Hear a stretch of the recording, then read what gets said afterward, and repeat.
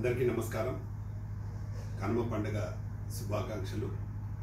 కనుమ అంటే మొన్నటి వరకు ప్రజలందరూ ఎంతో సంతోషంగా భోగి సంక్రాంతి జరుపుకున్నారు. ఈరోజు కనుమ అంటే మన పక్కన ఉండే రైతులతో కలిసిమెలిసి ఉండే పశువులను అలాగే పక్షులను ప్రేమించే వాళ్ళు అందరూ ఈరోజు పశువులను పూజ చేసే రోజు కాబట్టి వాళ్ళను కూడా పశువులను కూడా మన వాళ్ళు రైతులు చాలా ప్రేమగా చూస్తుంటే సంవత్సరం పొడుగు వాళ్ళతో కష్టంగా పనిచేసి ఈరోజు వాటిని పూజించే రోజు కాబట్టి కనుమ పండుగ రోజు అందరికీ కనుమ పండుగ శుభాకాంక్షలు.